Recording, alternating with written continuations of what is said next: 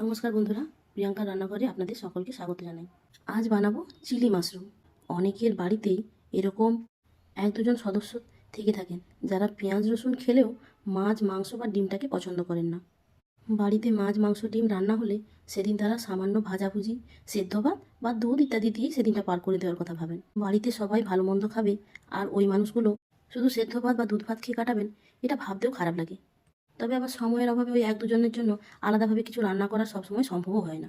তাই মাঝে মধ্যে আমি তাদের জন্য এরকম কিছু বানানোর চেষ্টা করি যা তাদেরও ভালো লাগবে আর যারা আমিষ খান তাদেরও ভালো লাগবে। তাই আজ বানাবো মাশরুম দিয়ে রেস্টুরেন্ট স্টাইলের চিলি মাশরুম। আমি এখানে নিয়েছি 250 গ্রামের মতো বটম মাশরুমগুলোকে ভালো করে ধুয়ে ছাল ছাড়িয়ে অর্ধেক করে কেটে নিয়েছি। এবার তাতে দেবো কর্নফ্লাওয়ার, আপনারা চাইলে সামান্য ময়দা দিতে পারেন, ও তারপর দেবো কিছুটা গোলমরিচ গুঁড়ো, লবণ, লাল লঙ্কার গুঁড়ো, আদা রসুনের পেস্ট। এবার ভালো করে সামান্য জল দিয়ে এটাকে ভালো করে মাখিয়ে নিতে হবে। এবার কড়াইতে তেল গরম করে একটা একটা করে কড়াইতে দিয়ে পকোড়ার মতো মাশরুমগুলোকে ভেজে নিতে হবে।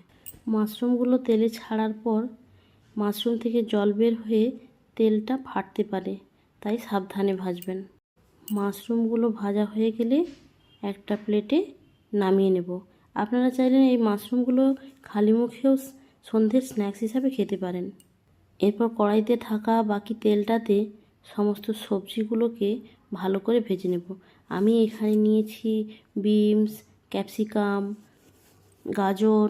আপনারা আপনাদের পছন্দ মতো সবজি ব্যবহার করতে পারেন, যেগুলো সাধারণত চিলিতে ব্যবহার করা হয়। আমি সেরকম সবজিগুলোই নিয়েছি। সবজিগুলো ভেজে নেওয়ার পর ওই তেলেই দেব 2 টুকরো দারচিনি, ও তারপর দেব কুচনো আদা ও কুচনো রসুন। আদা ও রসুন ভাজা হয়ে গেলে দেব কুচনো কাঁচা লঙ্কা। এরপর দেব কেটে রাখা লাল ক্যাপসিকাম, ও তারপর দেব টমেটোগুলো। ক্যাপসিকামটা আগে দেওয়ার কারণ হলো ক্যাপসিকামগুলো হালকা সেদ্ধ করতে হবে, তাই ক্যাপসিকামটা একটু আগেই দিয়েছি। টমেটোগুলো আগে দিলে টমেটোটা গলে যেত। এরপর দেব লবণ, দেব কাশ্মীরি লাল লঙ্কার গুঁড়ো, দেব আদা ও রসুন বাটা, দেব সামান্য বিরিয়ানি মশলা, দেব এবার কেটে রাখা চৌকো চৌকো করে পেঁয়াজ। যে কোনো চিলি জাতীয় যে কোনো রান্নার প্রাণ বলতে পারেন।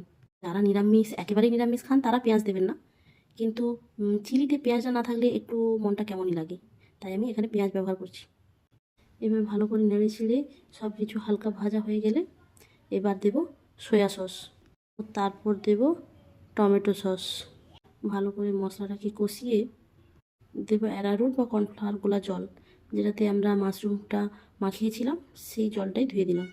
তারপর সমস্ত সবজিগুলো দিয়ে ভালো করে মশলা কষিয়ে গরম জল অ্যাড করে তাতে ফুট এলে মাশরুম পকোড়াগুলো ওতে দিয়ে 5 থেকে 10 মিনিট রান্না করে নিলেই আপনাদের তৈরি হয়ে যাবে চিলি মাশরুম।